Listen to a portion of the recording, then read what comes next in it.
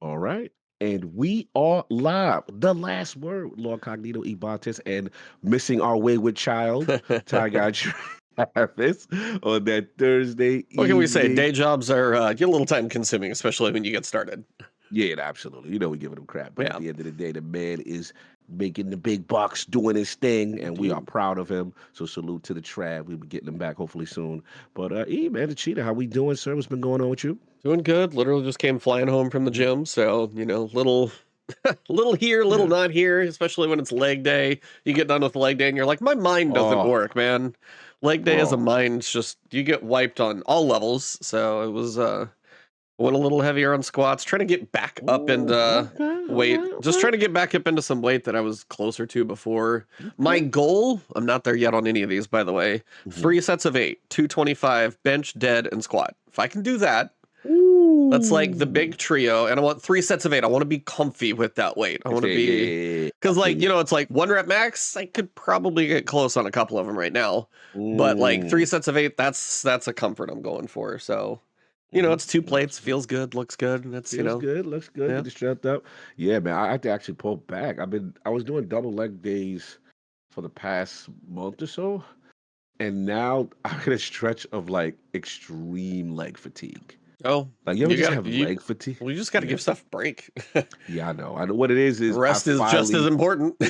you're right. But what it is, you know how like obviously there's been a weakness of mine, the calves have been a weakness of mine. I have leg strength. My leg press is Oh yeah, I'm I have strong as hell I in have leg buddies who press. are stronger than me that aren't as big as I am. So it's like, yeah, size and strength are not correlated. I Yeah, will definitely fully not give that one. correlated. Yeah, so but what it is like now that fatigue hits in and I like it sucks. I'm like, man, I want to do legs. I can't do it this week. I gotta let my legs rest. So And that's what do I'm going do you through. ever do like a deload week, like just really low, work on just form, lightweight, that kind of thing, just to really focus on? Because I've worked with people Um before and they're like, hey, take the weight down low, kind of do a no, right. deload week and go for slow range of Yes. motion, just Yes. make them perfect reps and don't burn everything out, but just kind of work through it, keep things fluid and loose and let them recover. So that's What you're right, which is what I do. The only thing I have to learn to do is I have to actually split my leg day as far as like obviously quads, hammies, that kind of stuff. Then I'll do calves, glutes, and then the other stuff on a separate day. Because if I try to do everything, I will be there all day. It is just too yeah, much. it's a My lot. leg day becomes a way too long of a process. Yeah. So Well, there's the yeah, point where too, like the longer you go in a gym, after a while, like hour and 15 minutes, anything too after that, much. I'm just like, Yeah. this is not my best. And They're that's kind of what was my junky. leg days are So too long. They were too yeah. long. So I had to break them up. Yep. So Hmm. did that. And then yeah, I got to make a trip. So I got to go to Ooh. LA and I got to Ah, see that's I a can little say what I got to see. I can't tell you my thoughts on what I got to see, but I got fedora. to I got to don the fedora and the whip. I got to go see Oh, that's dope. Indiana Jones and the Great Circle. Bethesda did cover my travel and hotel, so thank them for that big time. But I got to go to a nice little event. There was like this cool like desk setup. It almost looked like, kind of Mm. Indiana Jones office in the opening. There's a couple photo ops, a big poster. Ah. But yeah, it was, short and sweet. Got to see Mhm. things that I'll get to talk about later on and let you Ooh, guys know my thoughts. But that can't was wait. that was a first time experience. I mean, kind of one of those where I've got imposter syndrome for any number of reasons. As you make your journey as a content creator, you're like, am I supposed to be here? But it's just like kind of one Good, of those bro. that I was like, I got to enjoy the opportunity and the trip. Hotel, very nice. Yes, No yes, yes, arguments yes. there. Yeah, it was Very, very nice. Very, very snazzy. yeah, it was kind of one of those where I'm like, I know there's marketing budgets. I Mhm. appreciate that marketing budgets can get spent, but I was just like, damn. Oh, it was one of It those. was one of the, well, it was just like, Yeah. it's not like the Four Seasons, but it was Yeah. definitely like no slouch at all. So it was like, I don't know where it kind of falls in them. Mm. I mean, lobby was on the 10th floor, kind of like, yeah, to Oh, take, wow. yeah, Okay. I'm like, Okay. oh, calm Okay. down, calm down. Okay. All right. 10th floor lobby One of the situation. All best right. things though, because I love it when you can black out a room top to bottom, and it was just like hit a button and the shades go Ooh, all the way, just blackout blackout. And I'm like, shades. oh, I love Yeah. it. Blackout shades are fantastic. So if you have weird hours, especially for you, I know you've always had that, but Yes. yeah, Oh, I blackout love shades are blackout. amazing. So I got to do that, which was Mhm. a cool event. They very well took care of us. I'll tell you guys about the gameplay thoughts here in a little while. That Mhm. embargo is a little into the future. Mhm. Let's see. Then when I got home, coming home, my flight was delayed a couple hours. So I got home a little later than I wanted to. Mm-hmm. Had to try and figure out like my capture setup for everything I was working on. I was trying to play the first Berserker Kazan. It was like the closed technical test, and pretty much all you had to do was watch Twitch for an hour of somebody else playing that. And then I watched somebody play like earlier in the week, but then I traveled, so I had a couple days off. So I got home, and then I'm like, so I just have one too many things in my computer. I figured out because my capture card was just not showing up. Like, Oh, HDMI in, HDMI out, all that was working, but the capture card was just not being picked up. I have a lot of things in my PCI Express slots, and it was yeah. just so I took like a couple things out and just moved it up Process of to a slot, elimination. and Yeah. just like that's just kind of where my PC's at this point. I'm doing all I can with it. Got that to work, so I streamed it. I think it was probably Saturday night and Sunday, probably both. Took about 7 hours for a closed beta test. It was the first three Okay. It was 3 missions. I don't know if it was the first 3, but it felt like the first 3. Mhm. Dude, that game Okay. is no joke.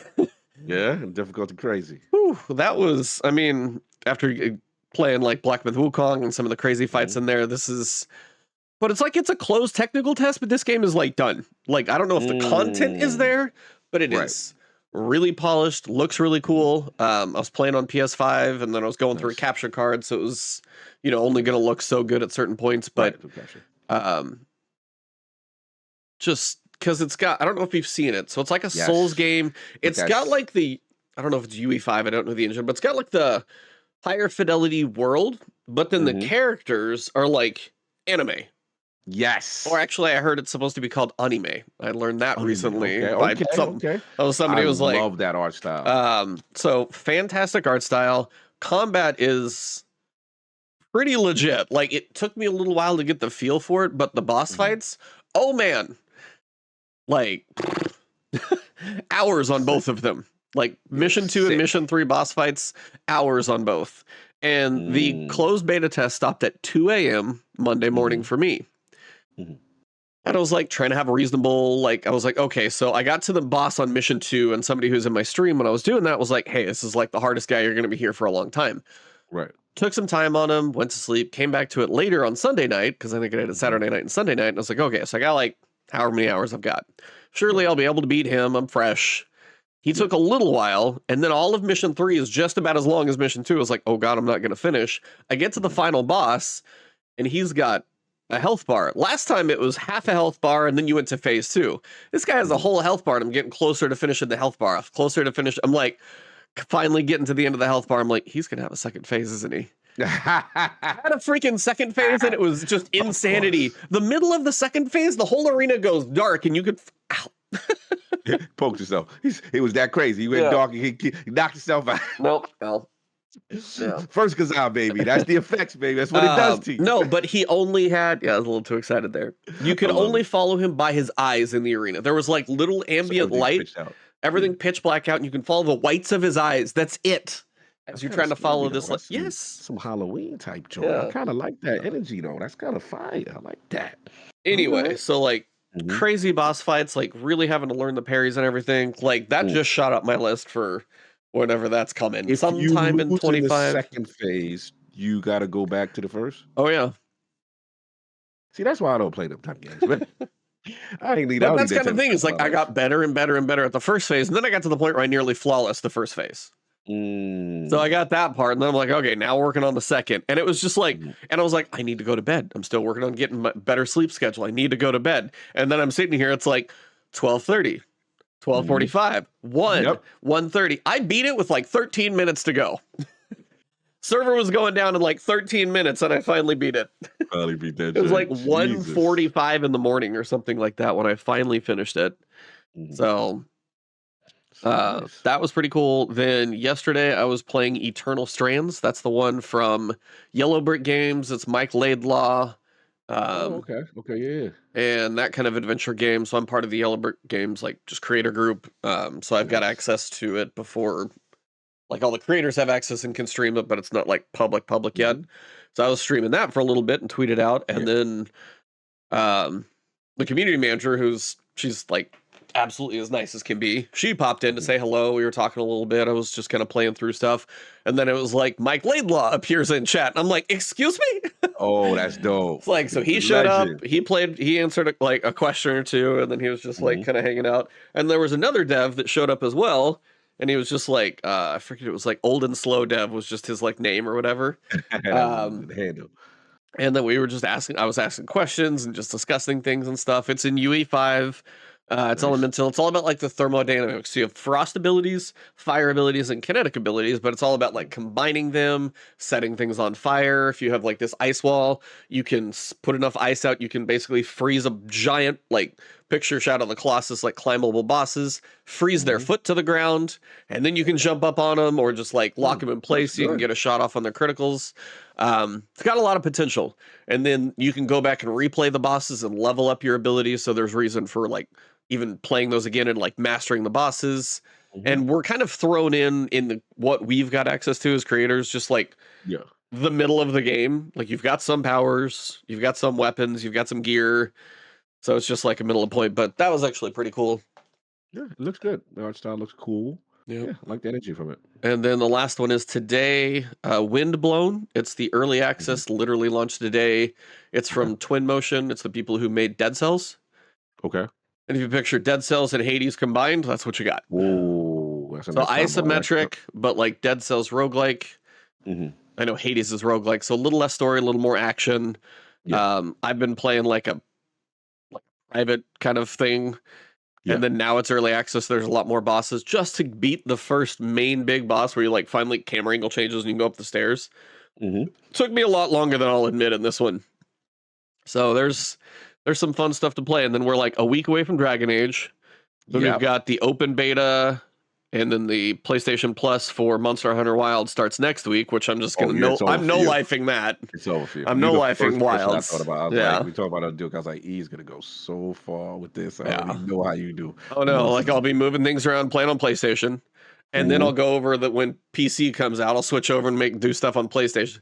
Because then your character creator is going to carry over and like your progresses. Yeah. So you can get that done. Again, Capcom character creators carrying over. Dragon's Dogma did the same thing. So they've been kind of working on some cool stuff. So yeah, keeping busy. And then I feel like Dragon Age Veilguard, some people are probably playing it. I am not one of the lucky ones. I know some people are playing it.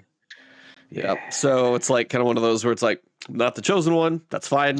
When that thing comes out, I would like to try and dive in because it actually looks very cool. And then Black Ops is tomorrow and it's in Game Pass and everything else. So been a busy week-ish. We'll talk about Destiny here in a second. At some point, we'll get there. At some point. Yeah, no, I'm definitely busy.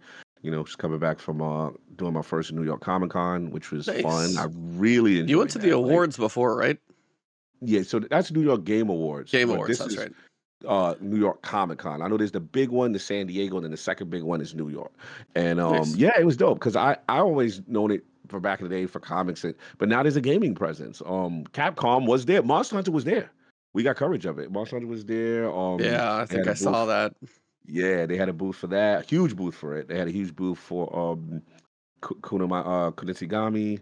They had Little Nightmares 3 was there. Namco was there. Who else? Paramount with the new Ninja Turtles Mutant Unleashed game. I got a chance to play that. Interview the devs, talk with them about that. Kind of like a new take on Turtles, kind of like for the young new generation, kind of thing. You got that, and then one game I want to shout out that was amazing. It was called Mecha Break. Oh, I've heard of that.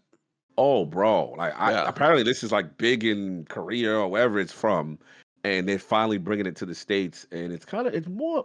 I don't know if it's for UE because it's really not a single player kind of narrative game. They're going for like multiplayer mech combat, but it's fast, it's stylish, it's sleek. No, I saw this. Like I think Watts was playing it at some point. Miss 5000 Watts. I think I saw her jump into some preview. Yeah, bro, it's so visually impressive. I just assumed. I was like, oh, yeah, this is UE5. Look how amazing this looks. Unity. I was like, I've never seen Unity look like that. Unity punching above its weight a little bit there. Bro, that's the best Unity. Not that Unity games can't look good at all, but we usually when it comes to that Yeah, highest I mean, your fidelity, nanites, your lumens, unreal. there's some tech that, Yeah, like punches, so. Unity was like, hey, if you really know how to use us, this is what it could be. I Yeah, was they like, went through that whole wow. controversy about pricing models and stuff like that, so Yeah, they've had some stuff to work through, but good to know yeah, it's definitely can still, put out some yeah. quality stuff. And then for his games, for me, it's just been metaphor, man. I am about Oh, 40 hours in. sounds I like am, you're maybe bro. halfway, maybe. Look, I will say this. I'm not got to the end yet. If it keeps going like this is my game of the year. It's not even close. Like this game is phenomenal. It really is on so many levels. Story, themes, the battle system, the archetype system is amazing. I just unlocked a whole bunch of new mechanics and stuff like that, so I'm really excited about that. And yeah, man, it's dope. But enough about that. I heard some things are going on in this game that we play on occasion. At least I've got a chance to play Destiny this week. I played last week. I did the dungeon. I'll talk about that.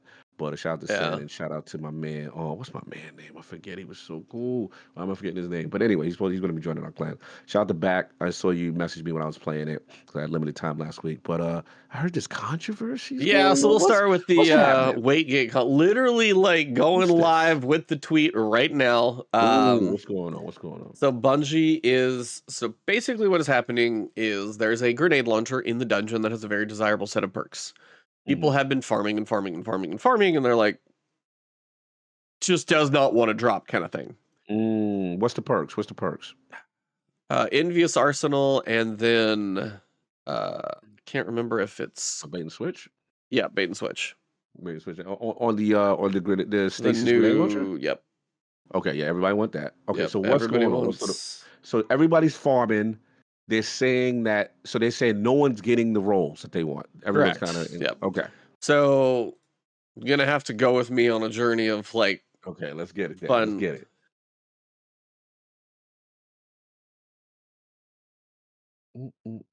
Hold on, I'm What trying to is? see if Scarrow's around. So Scarrow's in on it. Scarrow's got a stake in this in the fight.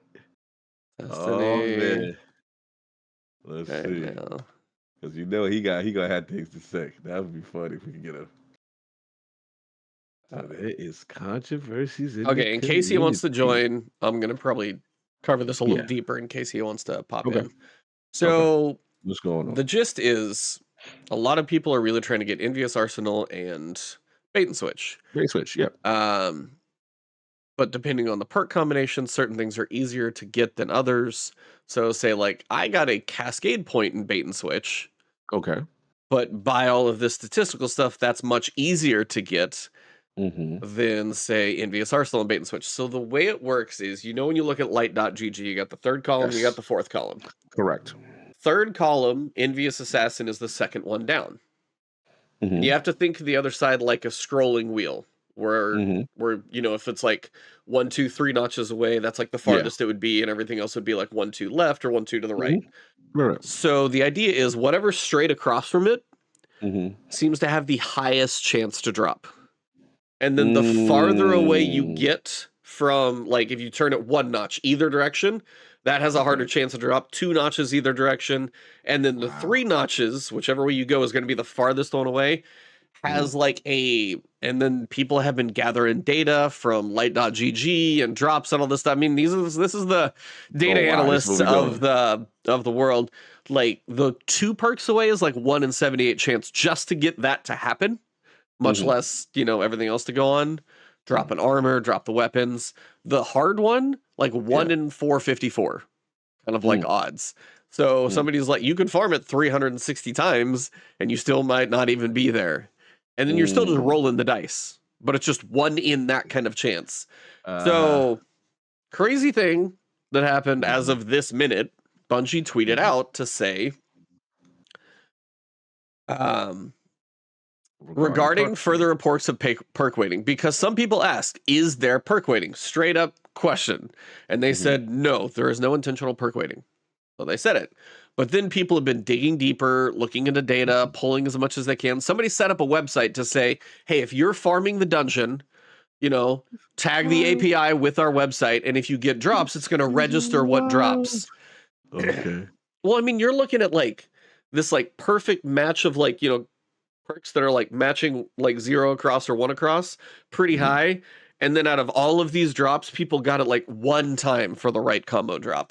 And it's all like it's lining up. It's kind of crazy. So they said, many thanks to, okay, so while we have confirmed that there's no intentional perk weighting on weapons within our content setup, we are now Mhm. investigating a potential issue within our code, how RNG perks are generated. Mm. Many thanks to the players who have contributed to data collection across the community. This data has been monumentally helpful with our investigation. We are currently working on internal simulations to confirm your findings. We'll provide more information as soon as it's available. Now, Mhm. this is going to be a little bit of my tinfoil to say as well, Yes. not even Let's go. related to this. Mhm. I've always wondered how the RNG system in Bungie works, because have you ever turned in a bunch of engrams all at the same time? Mhm. Have you ever got like 2 or 3 of the same gun? Or 2 drops that are really close together? If you go like bam, Yeah. bam. And Yeah. then even Sometimes. perks that are close on that Mm. same thing if you time them in close together. Mhm. When it comes to computers, it's been a while since I took computer science, but RNG and randomness is never technically truly random. RNG is one of those, Right. random is really hard to do because you still have to make some type of algorithm and you have to pull it from Right. somewhere.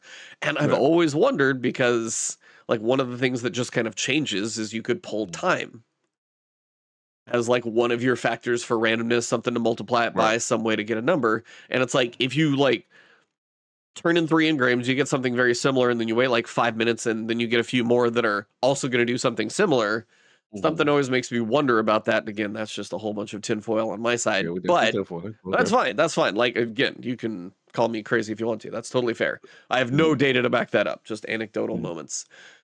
But the idea is now people are like trying to pull enough, and it's not just like, hey, out of 5 drops, we're talking thousands upon thousands Right. of Right. Right. drops. Right. It's beyond, it's like it is statistically significant. Like one Mhm. out of 5,000 drops hitting this one perfect thing is real. Mhm. It's like there's a point where the data starts to be like, all right, something's going on. Like Tassie did a video on it, Scaro did a video on it. Yeah. Yeah. Um, What's the homie saying? I What's mean, what's what's they're Tassie like and Sierra Scaro was saying? talking about it. So the community is convinced that Hold this on. Let perk. me see if I can get Okay. Scaro. He's probably going to be the better one Yeah. to Let's get it straight from the horse's mouth. create. Let's Sure. see what's going on.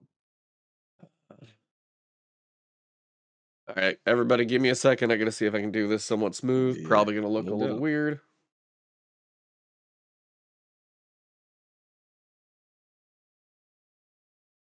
Pause. Right now, I'm trying to get them all into the call, so give me a second.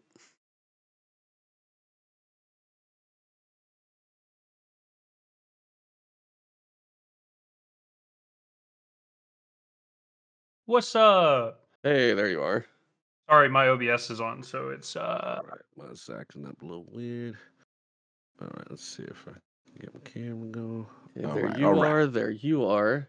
All I'm gonna right. Let's pop get out the to it. window.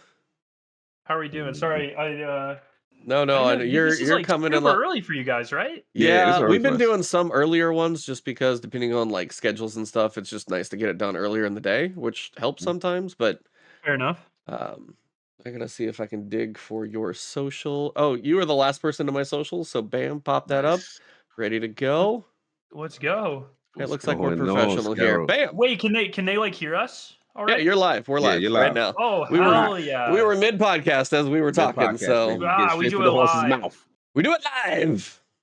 So how about that one time that like the entire game was broken for 5 years, eh? Like right now, potentially, we think Yeah, like maybe. right. No, like totally. The fact they put out a tweet means they They found something. There's some. yeah. Well, Ooh. I was like, from what I saw before, when you guys were showing, it was. I mean, statistical significance is typically like I forget if it's like 1% or a certain percent. Been a while since I've been in stats as well because I heard you talk about it in your video.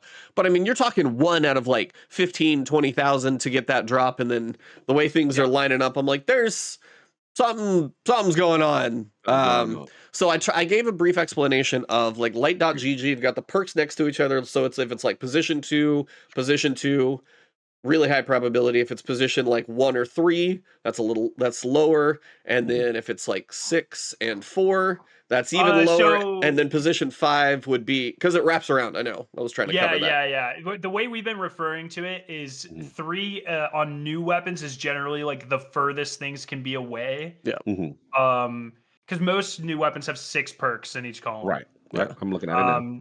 So there are examples like certain world drops, but usually if things have more than 6 or 7 perks, then they can drop with multiple perks, and then the weighting goes all out the window. Yeah, I Because saw the those. popularity ranks are based off of, like on Light GG, if you have 2 sets of perks, it only ranks the ones you have currently equipped. So it's going to be all skewed all over the place. But yeah, just absurd, just crazy. Very fun, but kind of awful, you know. All right, like Scout, you got to educate me because I've been oblivious this week. I'm just catching up on everything, right? So this all started with farming the dungeons, farming Vesper. And was it like a specific role where dudes going for the stasis grenade launcher and it's like, yo, bro, I can't get such and such role, and then people started comparing data? Like, how did this thing birth? Yeah, so the VS chill inhibitor is the new stasis heavy grenade launcher from Vesper's host. It is a rapid frame, and it is the first rapid frame that can get an absurd perk combo. We've never had one before. I think there was one, like Behringer's Memory could get Cascade Point, but that was it. It didn't have a damage perk.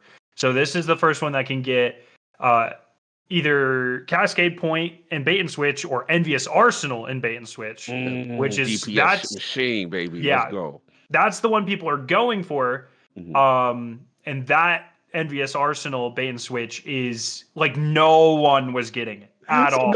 Feel like nobody got it.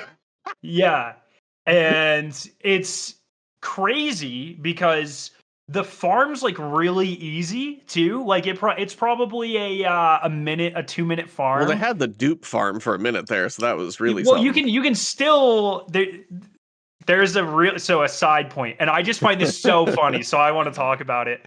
There's a new glitch with the first encounter where if you go out of bounds and you skip to the mini nuke encounter where you're like, there's the rooms and you're dodging the giant servitor. Yes.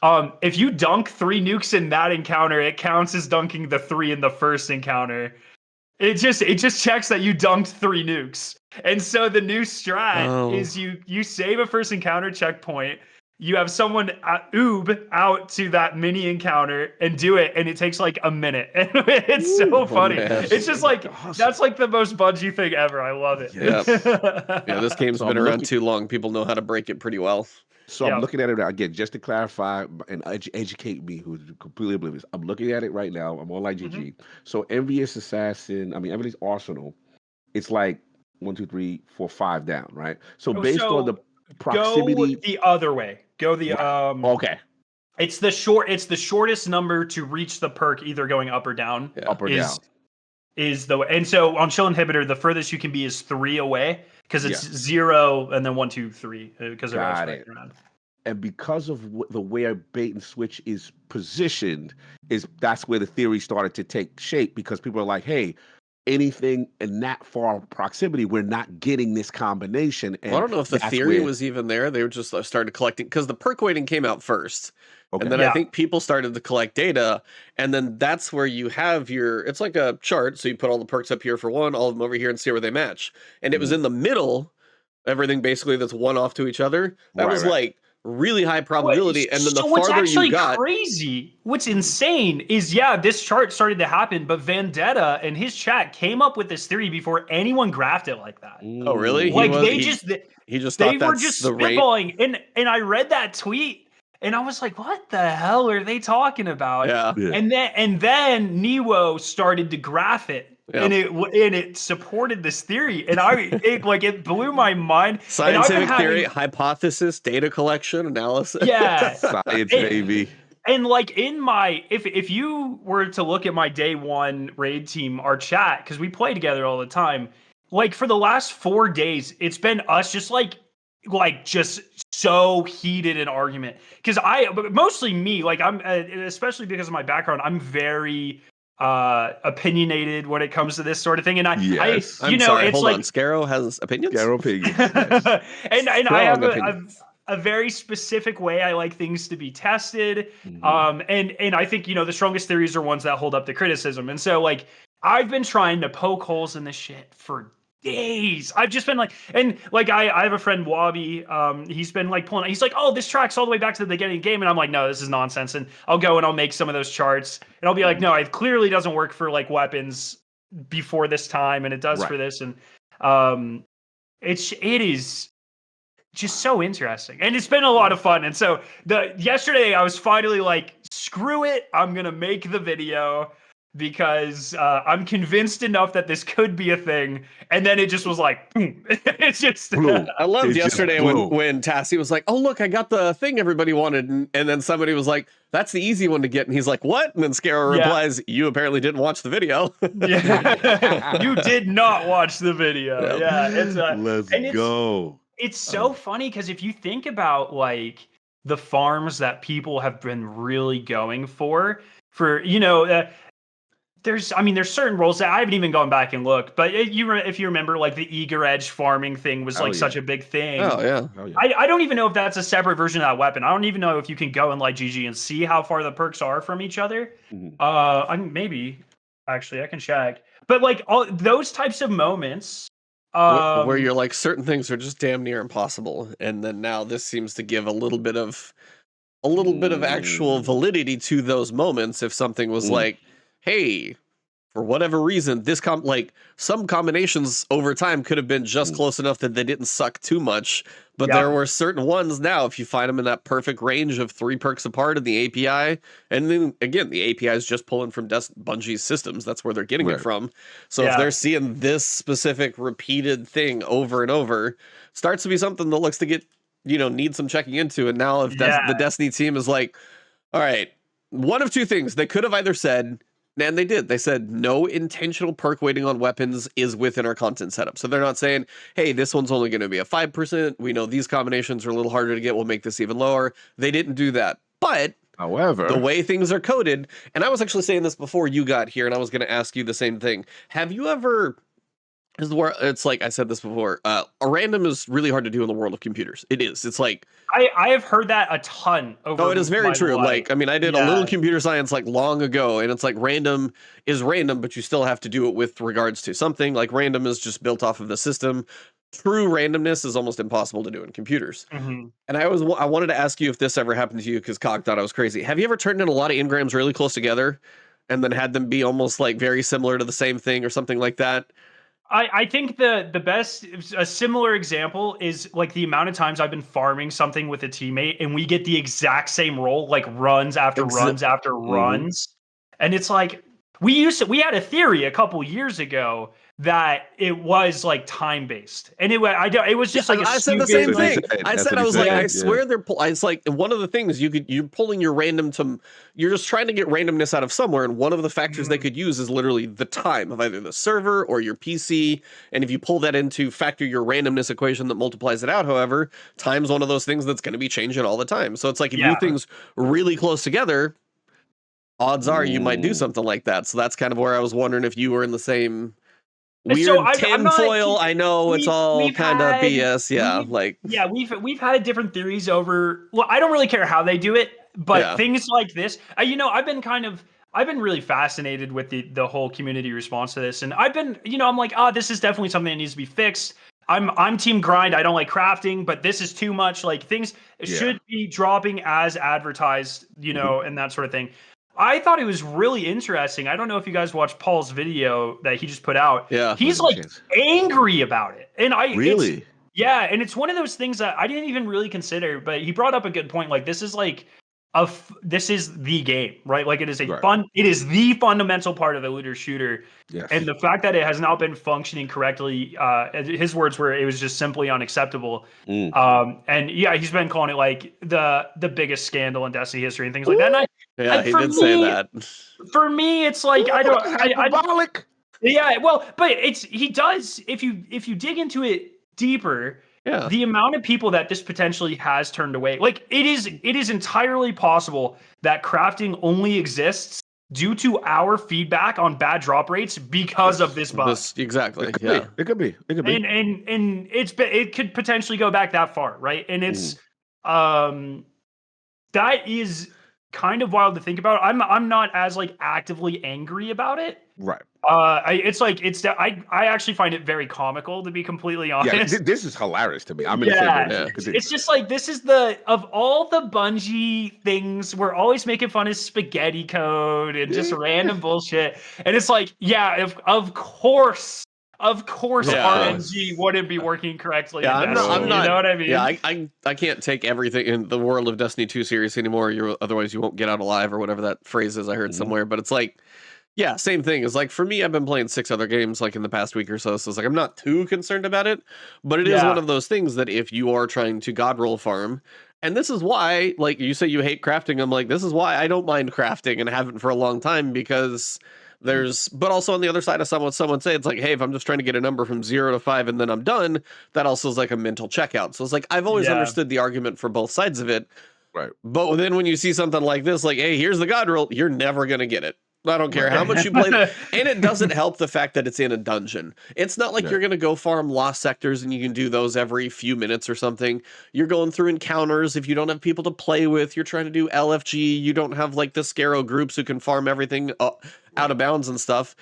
It's going to be a pain in the butt to try and actually farm these things. And if you're like, I got a couple of rolls, like I got the Cascade Point bait and switch, and I'm like, I'm kind of good. Like I got that. But that one is only 1 perk apart. So that roll is, in theory, not that hard to get in comparison to the god roll. And the god roll being 1 out of 454, you're like, that's 1 out of 454.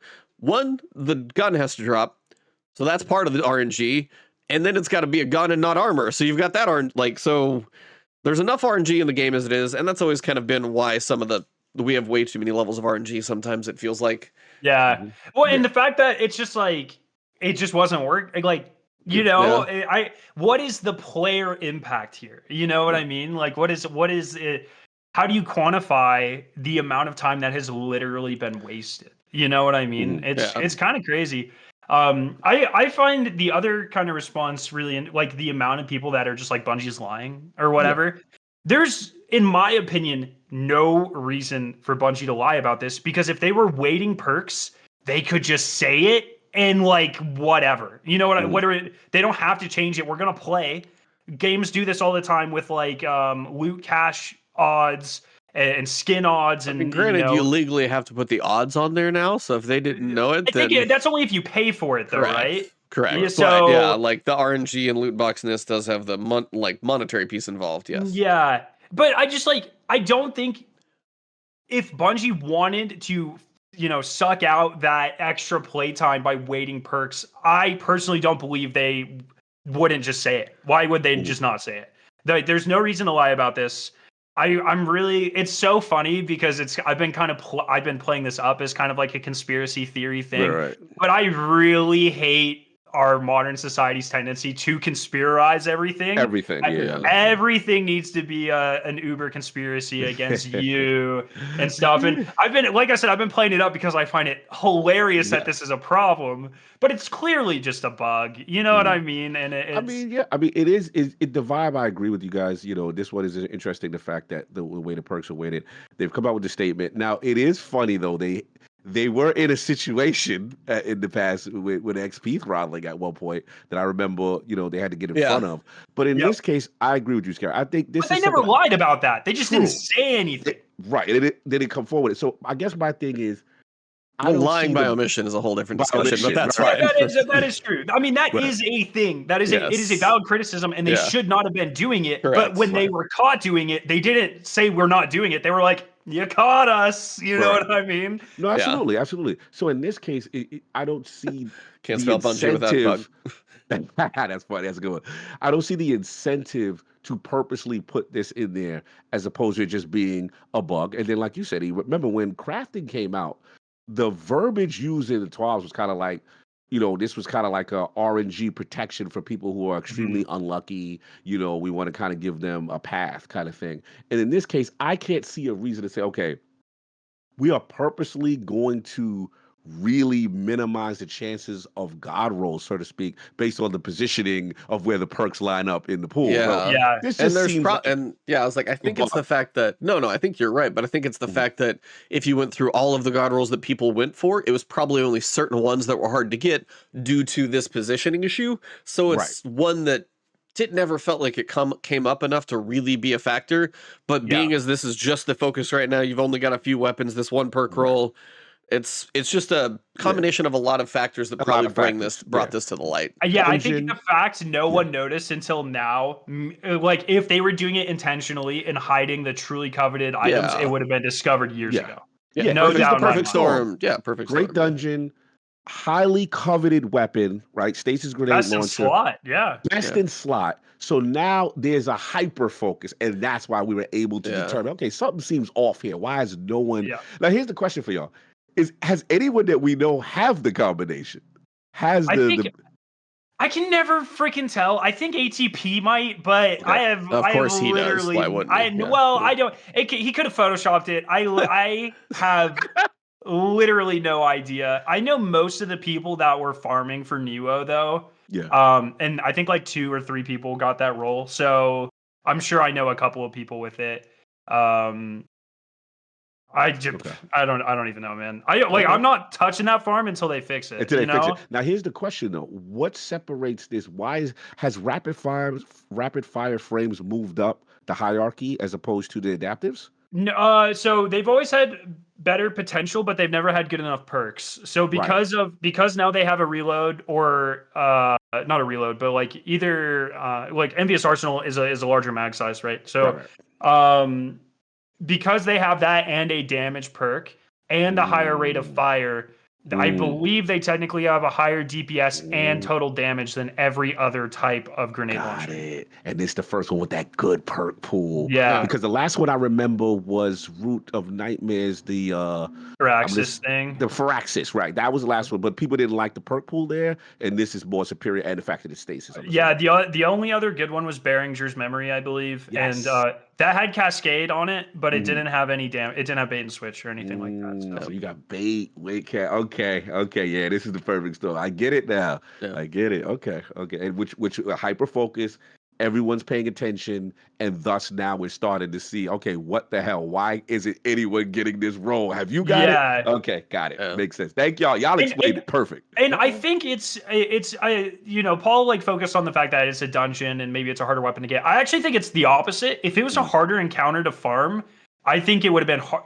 It's the fact that you can complete the encounter so fast, and we were getting so many data points That's that allowed it, us yeah. to get That's this. exactly it. Yeah. You nailed it. You found some statistical anomaly and be like, there's something here. But it's just like it's awesome in like the original meaning of the word, where it's just like what Yeah. just unbelievable. It's like if part of their equation somehow pulls things in certain places, and it could be something weird where like it's gonna go pull the data from the API and like the number of digits that it has to look through the memory that it's sitting in, that's part of the equation for the randomness, and it's like some like weird as crap probably that they're gonna have to like there's gonna be some fun stuff. I'm sure whoever's doing that technical investigation, but did you see the Warframe? My friend sent me a Warframe had a similar problem, I guess, at one point. Really? And there's a visualization tweet here. I'll put this in this channel that we're in currently. So you can see there's 3 sections there. Yep. The first one on the left is what it looks like if it's bugged and like their drop rate, their RNG generator is static. Yeah. The second one is what was happening in the actual Warframe RNG. So you've still got a pattern, but not quite as easily noticeable. But that's the one that was like they thought was completely RNG. That's where we are in Destiny. That feels like that. Yeah, that's probably Destiny. Yeah. And then then Warframe, I guess, adjusted their RNG, and now it's the far right one. Gotcha. And so we are in. If you guys want to see this image, I'll put it in chat. Yeah, put it in chat. I'm not a huge computer the programming nerd person, but if it is as hard to randomize as everyone that is way more knowledgeable on the subject says, then I would not be surprised if this sort of thing affects like every looter shooter to some degree. You know, it's just like just go look up it's how to make random in like computing, and you'll figure out that it's not an easy thing to do. it's just super interesting. Yeah, the only time I ever do anything like that is like if I'm giving a giveaway on Excel, and I'm just like F7, F7, F7, F7. Random, yeah. Yeah, so I love it. Well, that we'll have to wait and see what Bungie's investigation comes to. Obviously, if you're thinking about farming, now's probably not the best time until we know. Yeah, I was gonna get back in there too. But since we haven't actually talked about the dungeon yet, and Scaro's here, I just kind of wanted to get your guys' thoughts about the dungeon. We had last week off, so we actually haven't actually dove in. So where's Travis, by the way? Travis is busy in the day job, I think, today. So he got a brand new job, so he's kind of just mile a minute kind of situation for him. Yeah, fair enough.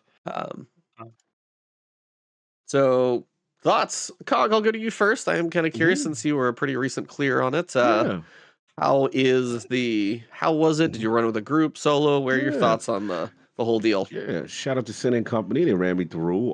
I loved it, but I have a natural bias towards Deepstone Crypt and the aesthetic, and I've always felt the whole mechanics of like suppressor and all that.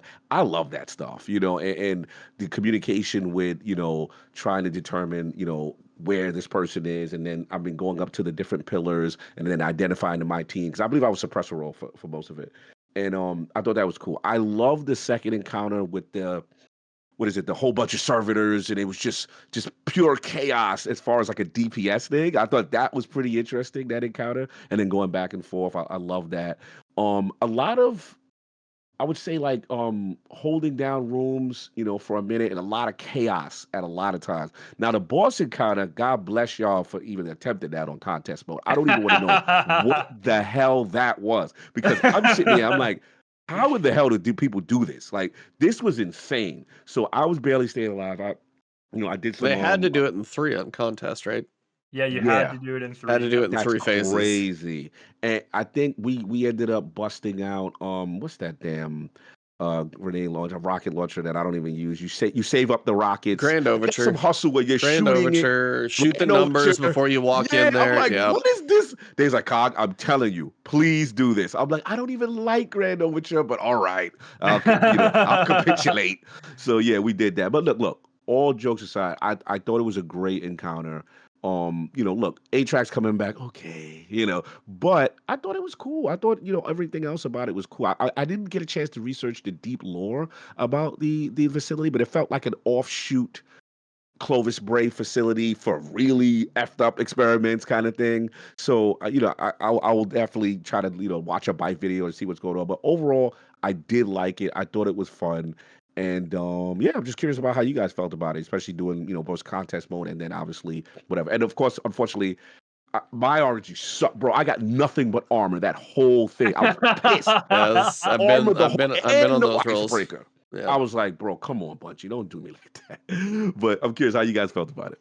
Number 2 guests are Scaro. I know you've had a lot of experience in there. So how was contest, solo, whatever? You've done all of it, I think, at this point. I'm officially done with the dungeon. I'm gonna make my I'm done with Vesper's host video sometime. I don't know. Zombies comes out tonight, tomorrow, so my hands are gonna be full, but we'll see. Yeah, man, what a phenomenal experience. I don't know, like dungeons are they're usually like a day of content for me, maybe 2. Okay. It's usually not a lot. It's like I'll go in, I'll do all the triumphs day 1. And then on the second or third day, I'll do solo flawless, and then I usually never touch a dungeon again. Contest mode was an unbelievably welcome addition to this. I thought it was going to be a joke. Me and my team, we did not prepare mentally at all. I figured it would be done. I figured I'd be able to jump in sooner. It still took 5-6 hours. I forget. This was raid like. For raids, yeah, we usually have like a week of prep where we meet every couple of days and we're talking about builds and new things for the season and stuff. For this, we didn't do that. We just hopped in. Holy, what a mistake! We got absolutely rolled. We completed it before any of the cheeses were found, so we were bouncing around like idiots. using anarchy and stuff. It was crazy. Man, what a phenomenal experience day one. And then I immediately hopped in with a couple of my friends, and we solved a lot of the initial puzzles. Yeah, so we were some of the first to do the class items, the armor focusing, pretty much all of that. Yeah. Which was very cool. And then the big community puzzle was found kind of the day after, I guess. And my community was a big part of that too. We didn't end up getting the final solve. I don't know if the team that did it, if they were, in our discussions or whatever. I don't really know, or if they did it all themselves or whatever. But that entire thing was amazing. Like, what a great. Can you give like a short summary of what the puzzle involved? I know it's very detailed, but I've heard some of the discussions on it are pretty lengthy. But it's like, to solve it, I heard you were asking for like computer science people. Yeah, I know like the faces of the servitors when you're getting the code, that's based on binary. So I'm sure it was getting into a little of that. So the final catalyst progression chest puzzle is what I was calling kind of a community puzzle. It's very similar to like Imbaru. It's like a bigger Imbaru engine. But essentially you walk in and there's 4 machines and there's an operator buff. And each machine you have to figure out, we found out you had to figure out like what mini game they were. And it's kind of hard to explain that, but each one had the lights that would light up when you hit a win condition. And the entire puzzle would reset if you lost a mini game, essentially. And so through a lot of trial and error, you had to kind of suss out what each of the mini games were. And so like the top left machine was a tic-tac-toe mini game. The top right machine was kind of like a snake, like the old snake on your phone where you have to eat the dot. It's kind of like that in a very simple way. The bottom left was rock, paper, scissors. And the bottom right, which is what I was having trouble figuring out, was a logic puzzle using computer logic. So it was an AND gate, an OR gate, and a XOR gate, or an XOR. I don't know what it's called. And that, because I don't have a background in that, as we were kind of just discussing, I had no idea what was going on with that bottom right one. And so essentially what the puzzles became was you had to bounce between, and with each of the games, the only way to play them was with certain numbers, and you could only take or give numbers from machines to other machines. So there was no way to like make random numbers or anything. And so the entire puzzle was, hey, how do I simultaneously play all 4 of these games, taking and giving numbers between the 4 machines in a way that you hit all of the win conditions and you don't lose? Pretty complex, but really cool. So it ended up being, just a phenomenal puzzle. I think the lore implications are really big as well, because you kind of unlock the AI's personality and her thoughts and stuff. It's very cool. I think it's going to have very big. This is one thing I'm going to talk about in my video. This is one of only 2 dungeons, in my opinion, that don't feel like bottle episodes. Yes. Like, I feel like this and Shattered Throne are the only dungeons that feel like they have like huge implications. I agree. And I love that. I think that's incredible. I love that there's a sense of player urgency, because we are the ones who moved along the dialogue in both of those instances, solving puzzles, beating encounters. We are actively changing the world of Destiny, and I love that. The aesthetic's incredible. The loot's really cool. They did so many cool things with the loot, which is what sucks, that there's this bug. But the class item, the only way you could get the class item is through the focusing chest, which is great, because that means you don't get it as a random drop from an encounter, and it doesn't dilute drop pools, which is sick. Yes. And then you can every week on every character, you can go focus an exact weapon that you want, and that is a huge step forward for dungeon loot. I like pretty much I think, like, in terms of gameplay perspective, I think Warlord's Ruin is still my favorite dungeon by a little bit. But as a complete package, this dungeon is easily my favorite. Now let me back you up. So for Warlord's Ruin, what's your favorite aspect of it? Is it the aesthetic? Is it specific encounters? What makes that like one of your favorites? I'm curious. I love how all 3 encounters, they all use the totem mechanic, but they all use them in very different ways. And the 3 bosses is always, in my opinion, going to feel better than 2 bosses in a puzzle. Yeah. And I feel like the traversals in Warlord's Ruin are a little bit more truncated. And they distract. Like every time I run Vespers and I have to do that mini servitor encounter, I'm like, oh Jesus, are we doing this again? And when I was going for my solo flawless, every time it's just so. It only takes like 2 minutes, but it's. Yeah. I don't want to do this. And so I think just like the flow encounter to encounter. Especially if you can't cheese encounter one is a little slower and a little clunkier for Vesper's Host.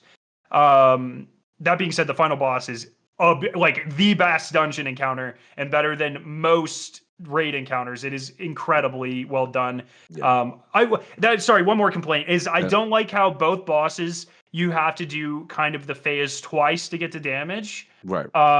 You have to count 4 servitors instead of 2. And then especially the final boss. Player's thoughts here. We'll get to that. Yeah. You have to clear both submarine rooms and dunk both nukes for the final boss.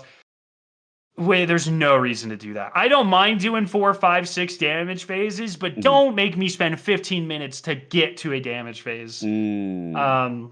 And that was my biggest complaint on contest too, because I love weird DPS strats and phases and stuff. But it was so hard to test new strategies because on contest it literally took you 15 minutes every time. And then sometimes you'd get up there and just bam, instant die to lightning, and it was just like, well, great use of 20 minutes of my life. And then you had res tokens, so you were instantly kind of screwed. I heard there was a glitch about the res tokens where some people could leave and join back and get their res tokens back. So that was a whole thing that some people were using on contests. Without that cheese and without the cheese spot, I bet this is one of the rarest contest emblems. But both of those cheeses were found, and it became a lot more common, which is fine. I'm not like a super gatekeeper when it comes to that sort of thing. But if no cheeses were available for that final boss, it was just insane. For me, I did contest on the first encounter solo, just kind of practicing, trying to learn the encounter, figure out what was going on. Wait, you beat it on contest? No, I got through 1 phase. Oh, okay. I was like, as a 3-man team, we finished with 1 second. No, left. But then that was kind of the timer was tight. And that was the biggest thing. It was like, okay, so I'm not going to get this thing done in 6 minutes because I was like, that's a lot to do in 6 minutes. So first I was like, okay, blast the first brig so I can get the operator to show up, run that down there, and then I could come back and I could probably get it a little bit figured out. And then I was like, okay. And then I was like, come back, and then you have to kill the brig again. So I have to wait till I get my super back and hope I'm doing enough damage. Kill the super, dunk the ball. If I did a full damage phase on contest solo as myself, I was like, cool. I got a solo contest phase like loop done, but I definitely don't have enough time. But mechanics wise, cool. Normal turned on, I beat that on like my second try. I was like, got it. Yep, no problem. And that wasn't too bad. Like, you got 3 different rooms. They got a couple different, like, sets of, like, architecture and traversal. The cloaked guys, not a huge fan. And then also, teleporting dregs is... So, on contest mode, the one... is it Heart? It's the one on it's the one by itself on the side. So if you walk in, it's the one on the right. Right is hard. Yeah. The dregs right there with all those shotguns. When you're on contest and you're like, oh, I got the first 3. Another one just like teleports onto the stairs like most of the time by himself, and he's just like, doo, doo, doo, doo. I'm like, you suck, dude. So yeah, teleporting enemies, that was a thing in there. Still is, by the way. They're just a little less lethal on normal. Went through that. Then I got to the second part on normal, and okay, so we're like, okay, we're gonna go figure it out. We have the code, and I was trying not to look up too much stuff, like to try and somewhat naturally figure it out. And so got the code, and then you get 2 numbers. So I was trying to put the 2 numbers in. I was like, well, that's not working. Went up, got the second 2. I was like, okay, put the second 2 in. Then I was like, all right, went back up, got the first 2. I'm like, it must be all 4. Did that, and then I saw how damage works. Now, how long, Cog, have I asked for a boss that you don't just sit there and shoot the 1 crit spot on the head? Yep. I got my wish. You got your wish. I got my wish of this like just absolute mess of servitors everywhere, all over the floor. And you have to try and do damage. And I'm sitting there going, okay, so I ran through, and as a solo player, I'm like testing. I tested Legend of Acreus. I tested Hullabaloo. I tested. Don't you throw Dragon's Breath in there at one time? Dragon's Breath, honestly, I didn't try because I figured it would be way too slow for the ignition to trigger. I don't think like if you had multiple people, maybe like you could get enough going on, but I feel like as a solo, it's just not going to be fast enough. You might have one good shot, but then the rest I think would probably suck. Prospector, and again, part of my attempts on like Prospector, Prospector. What? Because it's got chain reaction now. It actually got that group, and the perk on the artifact is like sustained damage. Oh, by the way, the bottom right perk on the artifact isn't working correctly right now. Oh, so that's not helping any of your grenade launchers either. That's classic. Yeah, that's perfect. So, because at first I was like Thunderlord, I'm like, well, this is pointless. I still haven't tried like Galahorn. But yeah, as soon as I got there and then I went to go look, I was like, oh, what's deactivated for this dungeon? And by the way, I'm still on my Hunter, so Tether's down. Tether, yeah. That would be kind of perfect in here, and I've actually seen it used, even though it can bug your dungeon run. Parasite is what I ended up using. So you'd get your 20 stack, get a pretty good proc, and then you could just at least get a few more Hunter flip. So I'd get about 3 or 4, and I probably got it. I think I had one time, and I swear there's sometimes you just like land the Parasite perfect, and I get like a bigger chunk than sometimes others.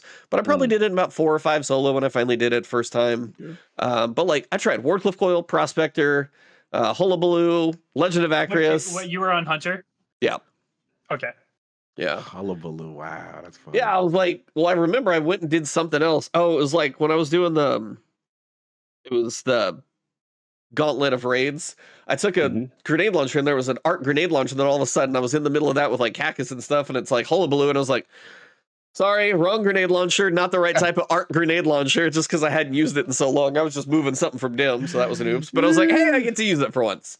It was pretty funny because when we were loading in, we were like looking at what other people were bringing in, and Aztecross loaded in the dungeon with Hullabaloo, and so like 3 minutes into the dungeon, I was like, what the hell is this guy doing? What is he doing? Yeah, and then 3 hours later we get to that. Not even, I guess it was probably an hour later we get to that boss. And people were like, "Oh, use Hullabaloo," and I was like, "I've already called him out for using it. Like, I'm not. I can't. There's a pride thing here. 1,000 voices. That like all of that was turned off. All the stuff that you want. That's why I got into Parasite and Hullabaloo, because a lot of the fun stuff was turned off. And I'm like, so here's my favorite style of it. I wanted to finally just not shoot at the one crit spot on the head for once. That's your wish. And then they turn off everything that you would intentionally switch over to use, because you're not going to use Wardcliff Coil on a ranged boss. You'll hit him with one rocket. But if you have 12 enemies relatively close together, you can blast with Wardcliff Coil. Cool. Can't use it. Like the Hunter was crazy because you try and switch over to Tether, there's just no super bar. There is no super bar. It is just gone. So I was like, cool. So yeah, it was just that combination of things. And then to make my guide, which, I was like, I'm not the biggest Destiny YouTuber anymore, which is fine. But to do the guide, I have not done a solo beat finish on it. I've eventually played with like Cool Guy and Jingleheimer, and we just like, dude, I will tell you, that encounter solo versus a team, it's not even close to the same feeling. When you go through and you do that solo, because first you're all right, I got to get the suppressor, I got to break those 2. Okay, now I got to switch over to get scanners, so I run around the room while you're being fired at the entire time. You do all that, and then you turn around and go, you got to get your operator, shoot all the numbers, which you got to try and do, still not dying, and that's just phase 1. And you're like, then you got to go down to the other room. And man, dude, those rooms as a solo player, there's nowhere to hide, and the dude doesn't miss. Yeah. One of the rooms, he's going to hit you in the feet, so I'm trying to stand on this like weird little kind of like science arm thing that's up there.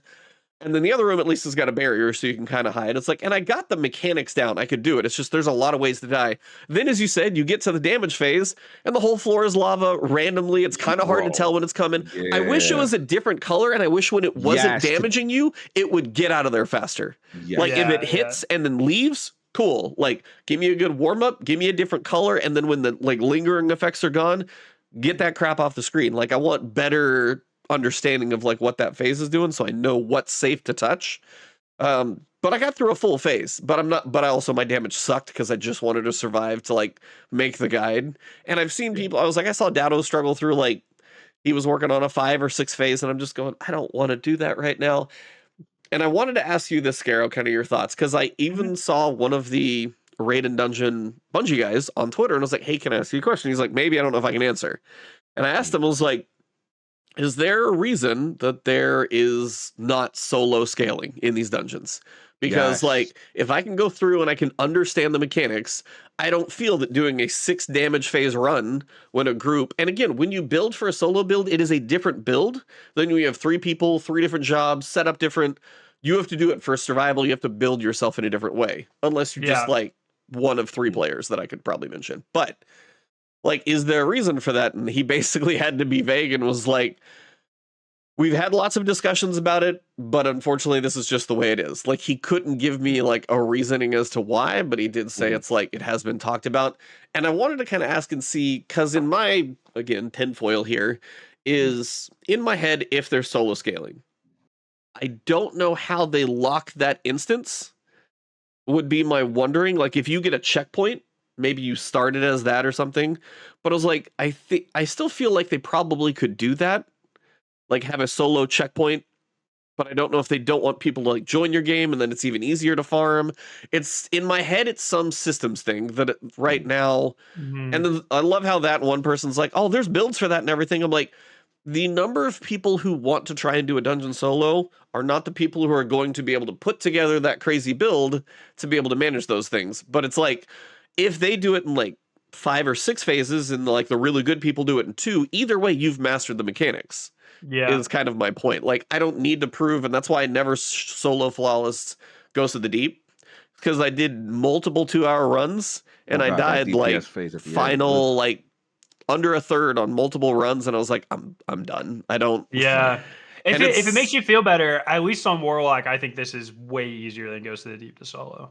Okay, but, I'm Hunter right now, and I think I probably have the hardest job, so not great. Yeah, 100%. You know what's really interesting about that is there are activities in the game that have different spawns based off of the number of people. So like if you're in Glassway solo, there are way fewer enemies than if you're in 3 with 3 people. So like they've done things like this before. All change spawn. I don't know how that works if you load into Glassway solo and then someone joins. I don't know if that's like every checkpoint it checks for how many people or what. Yeah. But it exists. They can do it. Yeah, and that's why I was like, I feel like the campaign, I feel like does solo scaling when they do the legendary campaign. That feels different and almost sometimes better. So it's like some of it's in there. So why not do it in a dungeon? And for me, it's just, if you're not the elite optimal person, but you still feel like you can understand the mechanics, to not have to go through that many phases, I feel like that's not an unreasonable ask. So that's kind of why I was. If you had an idea as to why, like, how many phases was your final damage run? It should have been 3. It was 3, and on the jump up, I sneezed on him and he died, or her, and she died. So, but you were Warlock. What did you stand in a well on top of the little thing, kind of? There's a little telephone pole, and if you have stag, you can take infinite damage. So I grand overtured. Should have been it should have been the easiest 3 phase of my life, but I didn't commit. So there's that. I don't like I struggle with this question because I think Ghost of the Deep was too much in terms of how much damage you had to do at the time. But like this one, like I don't know. I don't, because it's like what is the level? What percentage of people do we want to be able, or does Bungie want to be able to complete? Okay, here's the question. Do you think this solo final boss is the same for all 3 classes? No, they never are. Never. Okay. So then that's the question for, you say the average player. How many people even now who are somewhat consistent players, but they only play one character, they don't play all 3? Or if you only play one character, I don't think you're the target audience for a solo. That's what I was about to say. I'm going to be completely honest. That might be elitist or toxic or whatever, but I don't. I think because there's a point. You need a challenge like this. I think like it has been so ingrained that dungeons are a solo challenge now that if you stop doing that, I think it hurts more people than maybe benefit by being able to solo it when they couldn't previously do it. There's so many activities in this game that are built around solo players or the ability to solo or matchmaker or whatever. You know what I mean? I get your point, but to ease argument, though, Scarrow, it is interesting that now, from a Triumph standpoint, they seem to be incentivizing. Yeah, they do incentivize you to get a better chance at your icebreaker with solo. There's three of them. Now that they have those factors in where it's like, okay, you have a stronger percentage to get the exotic weapon now if you attempt this in this way. So I get your point, though. Don't get me wrong. I get your point. I think it's a valid argument, what you're saying. Did solo flawless give you that, or just solo? Solo's one. Like solo without leaving, solo flawless, and then I forget. There's three, I think. But do they all give you increased chances? Yeah, they did. Solo flawless just give you. Somebody have to look, but I'm pretty sure like there were three in the top when you go into the triumphs because it wasn't the seal, it was the triumphs. Yeah, and I think there were three, and a lot like there were multiple that gave you the possibility. And that's kind of the thing. So you're saying, so I used Well of Radiance, and that's kind of a thing. It's like, okay, so I'm playing my hunter right now. They've also disabled tether. So that's not great, by the way. That's not helping either. Yeah. But it's just like if I had my Titan, I would probably be sitting there bonk hammering for at least survivability, stay alive, and might be more damage phases, but I could probably do it. I was like, I get what you're saying. I get that there should be very difficult challenges in the game, and I'm glad that there are.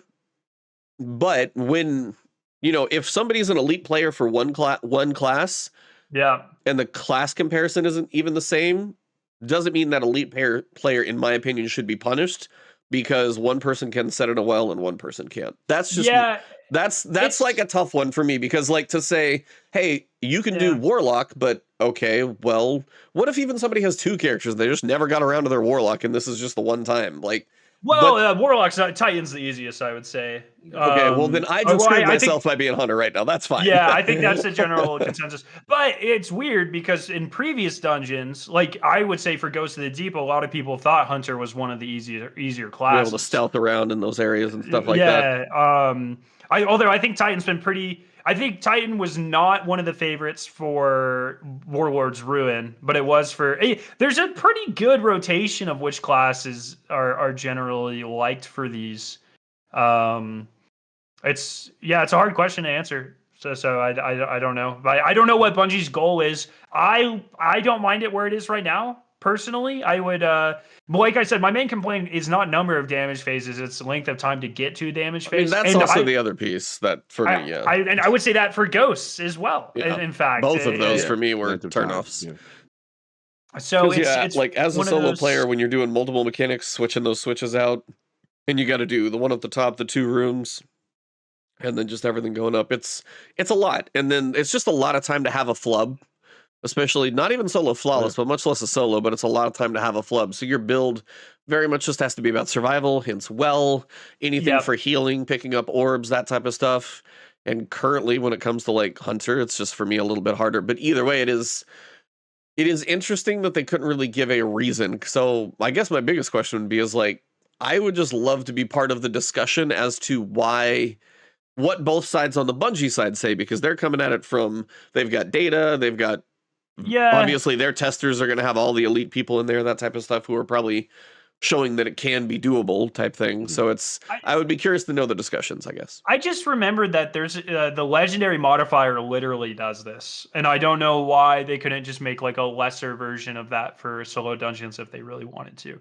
But legendary scales based off the number of people in your fire team for legendary campaigns. Avalon did it. A couple of the exotic missions, I don't remember all of them. Seraph Shield, I think, had a legendary version as well. So your damage phase was like 3+, and you were sitting in a well unobstructed just to sit there and wail on the boss for a while. So for you, if this dungeon sets up well for you, now what if they got rid of your telephone pole and they got rid of the glitch on the side by the wall? Probably would have been Titan and Melee'd with the throwing hammer. Or Strand. Okay, how many phases do you think it would have been then if you couldn't sit there? Well, okay, I can do the snazzy strat, so 2. But what was I think I saw Was he just doing the full like melee conflict, like the slams over and It's over? Is that it's the one I it's saw? He did a it's the 2 slam. it's the grapple melee. Oh, that thing. Oh, It's okay. it's the same tech that's existed for 2 years that Bungie hasn't Fixed. fixed for whatever reason. Yeah. I don't know. But like, so if you know how to do that, it makes anything in the game like incredibly easy. Yeah. So Okay, fine. that doesn't exist. I was like, cheese is out of the way. What do you think? Yes. Like running around the arena like a normal player, no cheese spots in the arena. I'm just asking, like theoretical. Yeah. What do you think that would be for a good player? What's up? Four phase with Anarchy and either Lorelei Titan or a Hunter, I would say, if I had to guess. If you can find a good way to do like Anarchy Supremacy or Anarchy Lost Signal, even Lost Signal's really good because it gives you the debuff. It gives you because it's like an area. It's like a legendary Wither Horde, and it works with Breach and Clear or whatever Breach and Clear is called this season. And that's like I was using. Everyone's using that essentially. It's part of your damage rotations. He was like, bust out Lost Signal. I was like, really? But it doesn't stack for more than one person. So if you have, it's same thing with Wither Horde. It'll only the first one ticks and solar grenades and stuff. So, I think you could if you go back to the Ghost of the Deep strats of like Xenophage or Anarchy or whatever. I think it's a 4 or 5 phase. I think, and that's kind of the point for outside of the cheeses and the elites and stuff. 4 or 5 phases it still feels like a bit much for most of the players doing it. So that's if it only took 5 minutes to get to a damage phase, I'd have no problem with it. Well, and that's the difference is like when you combine those and you're asking like any reasonable person who's not a crazy gamer or any parent or anything else. It's just like I think it's the concept of trying to do that many phases with the setup. Yeah, and unless you're an elite, it's going to be 5 or 6. Like if that was. Say it was 3 for like an average player, and for you when you did it might have been 1.5 to 2. You still have to do 2 full sets of loops, like, and you're staying alive. You're proving you can do it solo. I think like to me, I don't feel like the damage as like if you can just have like a really good player do 2 damage phases, and then maybe an average player is like 3 to 4. I feel like that's a good range because it doesn't need to be 5, 6, 7, 8 depending. And I feel like if you can go through a rotation more than once, whether it's 2, 3, or 4, you've proven that you've mastered the mechanics. You understand like the setup, and then it's just the survival part of it. And if you can stay alive, just the longer it goes, it's just the statistical odds. Somehow 4 shots are going to hit you at the same time, and it's just not going to be your day. So that's just where it's kind of tough. That's where I am. I had a couple pretty brutal deaths like towards the end of my runs, and it's the same thing. Like I would much rather a short high skill gap thing for me. Because I am the type of person I can do whatever combination of buttons or strategies or whatever. I don't mind. But if I especially when I'm streaming, man, it is so easy for me to check out and just do something stupid and die in the blink of an eye.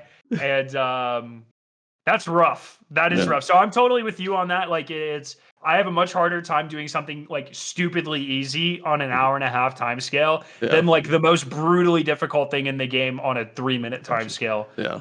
Sidebar for Scar, because I haven't talked to you in a while, and I wanted to ask you this: what's your thoughts on the Salvation raid? Not Garden of Salvation. Salvation's Edge. Salvation's Edge. Yeah, I never got your feedback on that. I think I was on a couple weeks after launch, but it's sick. It's still I think it's aged really well. It's it's what I would consider the best raid in the franchise.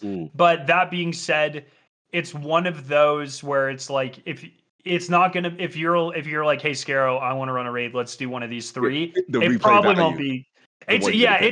If I have my set group of people, I'm picking that one first. Okay. If it's anyone else, we're doing DSC. Okay. I got you. Okay. Easiest to teach versus my crew knows this and will knock it out. I just it's one of those I don't. If you could spend a lot more time in there than I want to. You know what I mean? So it was not an easy one to teach for a lot of people, even when it came out. So that's fair. But I think as like the raid experience, it's almost perfect. I just beautiful, just a great thing. So I'm very curious to see now that they're doing like a raid and then maybe adding an encounter. I'm curious to see what that ends up being. A raid plus apartment 2B's raid layer kind of thing. Yeah, exactly. So we'll see. Nice. We'll see. So what is going on in this game, E? Festival of Lost is coming next week. It is Lost Sectors. You will, with 2,500 candy, be able to farm yourself at least probably a couple if you do want to do all the candy for the exotic class items. You can get that if you have not done the Dual Destiny mission, but you cannot do attunement. So the attunement wouldn't be there. Oh, so that's how they're balancing it. They're saying, okay, you don't have to do Dual Destiny, but you don't get any chance, no choice on attunement. Correct. I look. I'm so against this. I can tell. The purity is like, nope, get in there. Nope, you're getting free stuff now. It's just go do the goddamn mission, man. Like it's 20 minutes long. But I don't have any friends, Garrow. You're playing the wrong game. Like I don't know, man. I truly try to limit my like elitist stuff. Yes. Okay, maybe that's a little bit of an exaggeration. I try to limit it a little bit. And it's I just have no 0.5% of the Destiny player base or 1% or whatever, I believe has like crippling social anxiety, and they have an excuse. The rest of these people, dude, just go learn, man. We were doing 10, 12-minute runs, not saying a thing, streaming each other's screens to each other in Discord when we were originally farming these roles. We would not say a word to each other for 4 or 5 hours, and we were hitting world record times, man. Okay, you can learn of someone else's existence. You can be, tangentially aware that there's someone else playing the game. You'll be fine. Just, oh, Jesus. So they went out, man. They went out. And if you can't deal with that, then you just don't get the loot. You know what I mean? I know. Can I say, for devil's advocate's sake, can I say one caveat to that? All right, let's go. Sure. Go ahead, solo guy. I've done friends. Do you have phones? Yeah. No, the one thing I would say, devil's advocate to all the people that want to rip you a new one right now.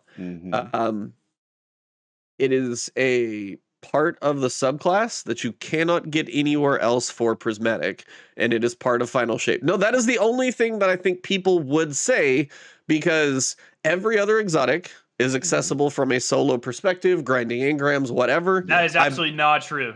Raid exotics. No, those are armor. And the exotics you're saying armor only. I'm saying armor that tie into subclasses. Armor ties into your subclass. Sure. So weapons, yes, absolutely. But weapons are specifically your weapon choices. You can move those around. Exotics and your subclass can tie together in the armor. And this is the one exotic that goes with the subclass that came with Final Shape. And a solo player has now literally only this way to get it. Now granted, yes, LFG is in there and there are many other ways. I'm getting to all that, but I'm just saying this is the only subclass that is set up that way, that for your exotics to be able to get. That's all I'm saying.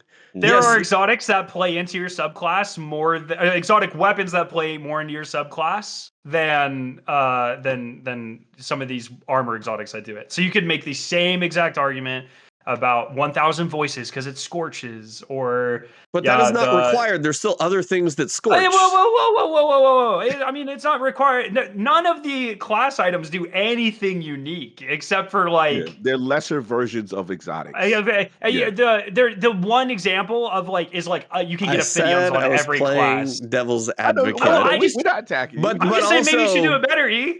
But also, I'm saying is there's literally exotics that tie into every subclass, and you guys are saying they do.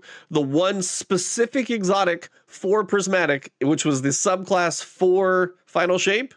Yeah, but Prismatic is not its own type. If you're running Prismatic and you're wanting to it's not the exotics don't do prismatic things. They do other subclass. But it is very specifically even advertised as part of the damn subclass. That's what some people's pushback was. You talk about the marketing in reference literally to this is Prismatic, and then we're going to have exotic class items that actually combine 2 perks with Prismatic. I guess they didn't tell you until later. They never told you until later this is a 2-player mission. Right.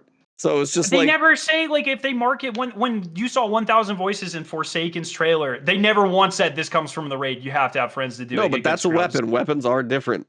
But I don't think they really are, to be honest. Cog, thoughts on weapons versus armor? They fulfill a very similar role in builds. I mean, they all play. There is no piece of weaponry that does what Celestial Nighthawk does, or anything like that that is very specific to. That was the worst example you could pick because the sniper rifle literally does. Okay, fine. That one. That was tattooed to it. That one. It's tough. That literally just like that's still a gun that fires, but Celestial Nighthawk can do that for that super. That's what I'm saying. Like, supers don't get a benefit from me using Red Death. Or, yes, there are incandescent, there are build synergies that come from weapons, but exotic armor does specific things to your abilities. The weapons don't say, if you're using this weapon, it's going to cause your grenade to do things. It can have a demolitionist perk on it. It can have adrenaline junkie, and those can be part of your build. But all I'm saying is when it comes to your abilities from your class, those specifically are generally tied to armor. And if this one exotic, the regular armor pieces that do those, with the exception of Starter Scales and Ophidian's aspects, I believe every other exotic perk I'm just trying to bat for the solo player out here. Okay, apparently I'm losing. Apparently I'm losing. I don't know. Chat, am I crazy? Am I crazy? Chat, let me know. I'm curious. Ask them. They're like, come on, of course. You know what I mean? No, but they usually call me on my shit. So it's there. It is just not even the fact that we could even limit, that anyone would even consider limiting diversity of activities in Destiny because some people don't want to use an in-game LFG is ridiculous. Now, granted, I love the dual Destiny mission. Absolutely ridiculous. I love the mission. Bungie should never make a raid because I don't want to do it with 6 people. Bungie should never make a dungeon because it takes me too long to solo. Bungie should, it's the raid dungeon. You're playing an MMO, man. Like, I don't know what to tell you. Yeah, that comes with the territory. I mean, look, I get it. It is a unique situation in the sense that it's a dual mission, but I guess for me, I side on the developer side. Like, they've crafted this amazing content that we've never seen before, and it's like, so to me, it's like now we're going to stifle the creativity of developers because we have a certain subset of gamers that say, I don't even want to attempt that because that requires me to play with someone else in a looter shooter cooperative game. That part is a little tough to swallow. Now, I get the argument where people are like, okay, but I want more sources. Now, they're giving you more sources, but they just say, hey, just do it one time. One time. After you do it one time, then you can go. And it's not even efficient to do it more than one time. It's like every other source is more efficient to farm these things. Mm-hmm. They don't even incentivize you to do it more than one time. It's just a one-time thing. And the thing, and there are a lot of one of the most beautifully designed missions in the history. It's very cool. This is worth really the cool stuff, and the lore is amazing. All I was saying is from some of the players' push back to the solo. Hold on, let me push back. Push back to the solo community. Like, you have to get out of your bubble once to attempt something socially in a community-based game. It's the friend game. You have to at least attempt it. That's all I'm saying. Has Travis done Dual Destiny? Oh, I'm sure he did. I think I might have run it with him, actually. That guy's one of the most socially awkward people I've ever met. If he can do it, every single person in your chat can do it. Well, I would believe. No, I also would probably say that's not true because I've met a lot of socially awkward people and he is not going to qualify. But all I'm saying is just I just was trying to say from that perspective, yes, I thoroughly enjoyed the mission. Yes, you should go check out LFG. You should probably try and find some way to experience it. But it is a bit of an odd one when it is like your armor exotic for your new sub. It'd be like a Stasis exotic coming out, but you had to do an exotic mission that required 2 people to do it. Would that be weird? Or would that... Okay, I just conflict. To me, it's like I look at them the same. I know what you're saying as far as armor. In that particular case, yes, to the letter of the law, they've never done this with armor per se. But I look at it in the same way I look at in-game content like a raid. I can't complain that I didn't get 1K voices because I refused to do a raid with other people.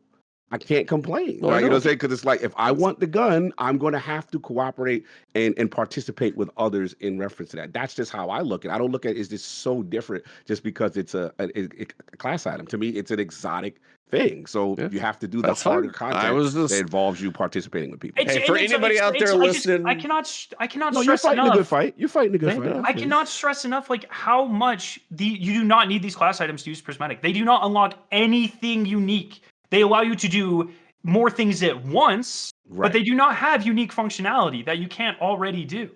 Right. There's no prismatic verbs. They use subclass in verbs. defense of your argument, Scarrow, a lot of them are the less, outside of a few exceptions like Star Reader and a couple of things, like they are the lesser version of Ophidian. They're the lesser version of the exotic. Like some of them are useless. Like we got to be honest. Like the Vesper one that doesn't do the shockwave with the class. Like they are whacker versions of the exotic. Even the most popular ones, like the Caliban's Hand, Liar's Handshake for the Hunters, you can get away with just using Liar's Handshake. And you will be just fine.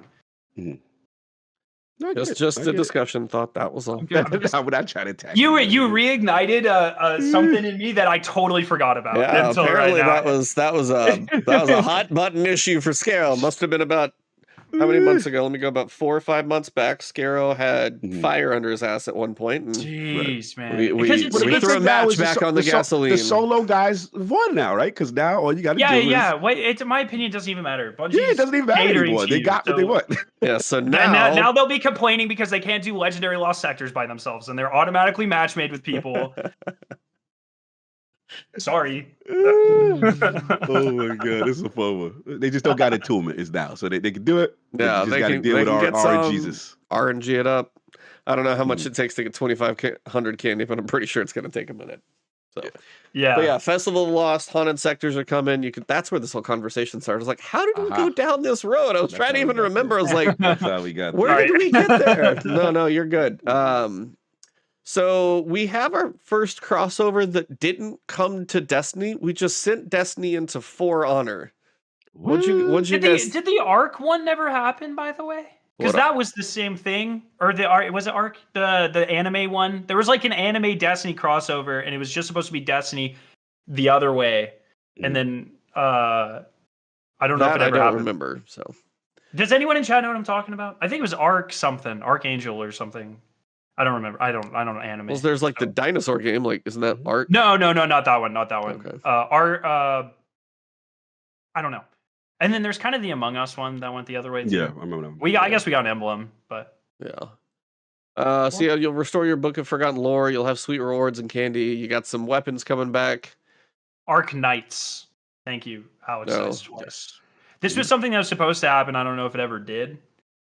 So we have a shotgun coming. It is a 2-burst shotgun. Oh, wow. I'm not that excited. It's just because often than not, I don't think about shotguns for PvE. So it's just not one of those things that I think about for PvP. I bet it'll be pretty good in damage rotations. Damage rotations, though, yeah. Think so? Yeah. Mm-hmm. I mean, do you remember a shotgun hot swapping? I do. Now you're shooting 2 shotguns and you don't even have to hot swap. It just does it in one. We'll see. It might be trash. I hope it's good. I hope the good perk combinations are right next to each other in the API. Now everybody's going to be looking at that when Festival comes out. Everybody's going to be like, oh, the God roll's going to be impossible. Don't try and farm it. Fallout's going to come back and be like, I was on my honeymoon. What did I miss? Dude, you missed a lot.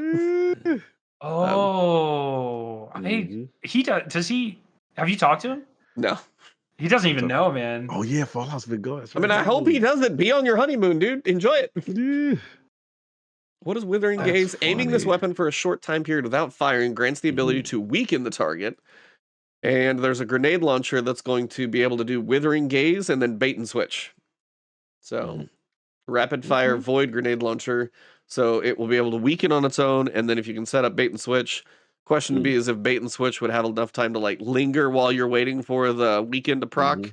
And then if you could fire it, then maybe that'd be good. But yeah, I mean, Festival's Festival. You can also support the hurricane relief because that's where the whole East Coast is just underwater half the time now. So I'm sorry I'm just like between Asheville and then I forget what part of Florida. There was one point where Florida, it was just like the rain was eventually settling into groundwater and runoff. And it was just the level of water after the hurricane passed was just going up.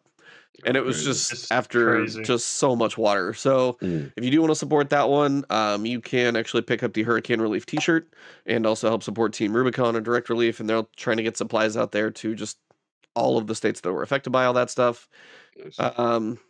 And then, whenever the Destiny Rising kicks itself off into your cell Oh, phone, yeah. we will be over here playing like this and trying to Destiny. Were you did you get invited to that? Not yet. I asked to be, but did you?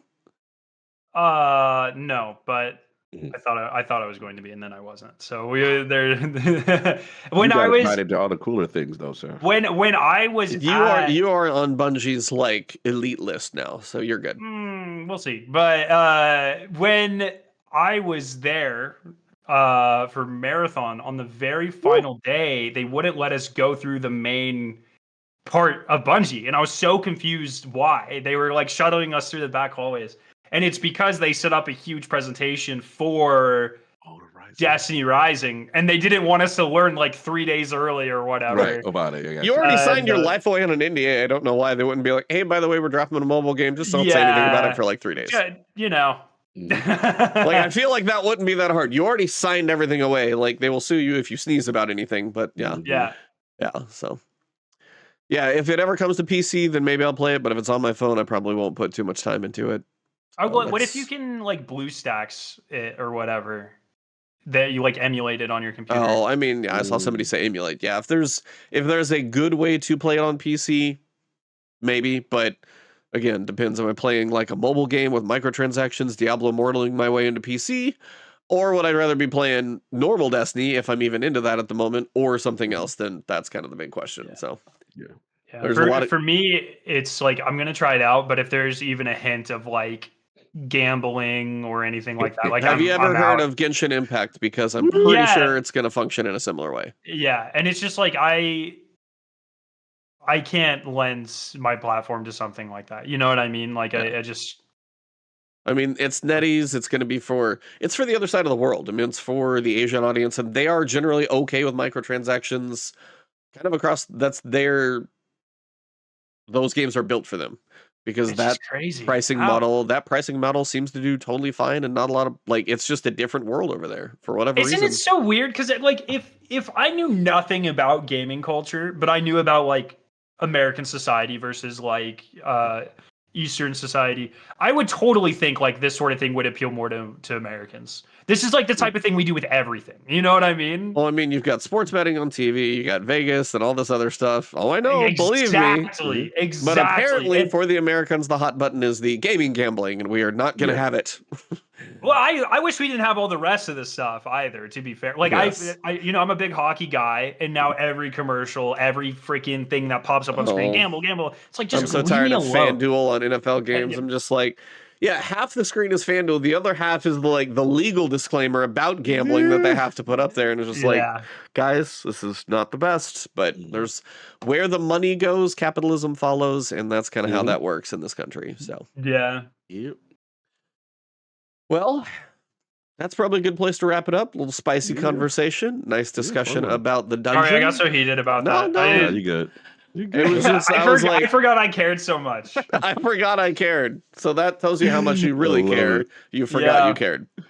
Well, it was just one of those things that like most of those people stopped playing, so I forgot about it, and then now there's some good content, so they're back. And there you go. Here we are. Well, you definitely are doing a great job helping to continue to chaperone them into their way through the Destiny journey as they have a bumpy road to stick with this game. I don't know if you've ever seen my content, but I do the complete opposite end of it. I am end game triumph hunting. I do a lot of solo things, but if you don't want to search for a person for dual Destiny, I'm gonna bet that you're not soloing Root of Nightmares. I'm just going to throw that out there. I could be wrong, but I don't think so. Maybe. You might be onto something, but fun episode. Thanks for popping in for the surprise visit. Always good. I saw you talking about all this stuff, and I was like, well, we're on the amateur status on it, so may as well perfect check in. Segue. But I was brought all the way up to speed. I was like, oh, this is fun. This is hilarious. It's so fun, man. When I was like going through it yesterday, I was having I had to keep checking myself. I was like, am I having a mental breakdown? Am I making this up? Am I forgetting the easiest statistics laws ever? Because I just I was so sure. I was like, "There's no way this is true." It is. When I heard Vendetta, and he was like, "It's based off of how far the perks are in the API." I was like, "This Yeah, is that sounds as tinfoil as anything could be. And then you see the data, and I'm like, damn, that really. I didn't know about T1's theory. If I would have heard the theory first, I would have probably been even more questionable. When I saw the data alone, I was like, they may be onto something. Yeah, they onto something. If you go last night, they added the Dawn weapons because you can focus them from failsafe really easily. And oh my god, dude! As soon as they added those, they got, and everyone has 100 engrams, so they started getting all of this data immediately, and they are identical. It is insane. Perfect lines, every time, like down to like half percentages identical. Yeah, man. It's so like crazy. That's so something's going on. Yeah. Yep. What's going on? All right. Well, chat, you guys have been here for some fun. Scaro, good time seeing you around. Cognito. Thanks for having me. Oh, always welcome. And then, yeah, I think we'll just kind of wrap this episode here. Any quick outros for you guys, Scaro? Where to find you? What you're doing? Still solving the world of polymer ideals, and also yeah, working on sustainability for sure. But the more important thing is Zombies has 2 maps going live tomorrow with Black Ops 6, and I am world's first racing. I'm doing some stuff with G miners. G miners. I like that. And so we're trying to solve stuff, and then I'm also in Mr. Awful Waffle's team. So later in the day, we might be doing stuff together too. We'll see. But I'm going for those world's first babies. You know what I mean? Like that's what you like to do: puzzles and figure and mess around with things. Nice. Dope. I'm excited. Cog, anything cooking for you? Yeah, just excited. Black Ops, obviously. Apologies for the construction going on there if you hear that noise. All right. Yeah, Black Ops, obviously on Friday. I'll probably hit that campaign. Watch you guys do. You're not going to do the New Zealand trick and play it right now? I'm literally, as soon as we're done, man, I am flying to New Zealand. You flying to New Zealand? Yeah, flying to New Zealand. I was the changing amazing my internet Activision wires of VPN. If you saw me looking off screen, I was looking up how to change my Activision location. I'm about to do. I mean, I was buying plane tickets. Sorry. Yeah, you're flying out there. Yeah. So like, I will, as soon as we're done, I'm gonna be live in 10 minutes. It is what it is. Now I got you. That, and then obviously get back to ILP after coming from New York Comic Con, so that'll be fun to catch up there. And yeah, that's pretty much it for me. What about you, E? Yeah, probably going to stream Windblown just to kind of work on that a little bit online since the early. Basically, have you heard of Hades? Did you ever play Hades, by the way? Probably not. I know we told you about it. I played on a flight because it was a Netflix game. I played. Yeah, it's everywhere now. Wow. I played for probably an hour, and it was pretty fun. It's not really my type of game, but it's fun for what it was. Yeah. Basically, it's like Hades and then Dead Cells, which is another roguelike. The creator kind of took the isometric perspective and then their gameplay, and it's just a pretty cool roguelike so far. Early access starts today, so I was going to jump into that one. So cool. So, yeah. Thank you guys. Have a great one. Go follow these gentlemen and everything they do. I'll see you guys streaming over on Twitch if I'm doing that or making YouTube content. And Dragon Age Veilguard is around the corner just after Call of Duty. So busy for everybody. Busy month, baby. Have an excellent one. But for this episode, it has been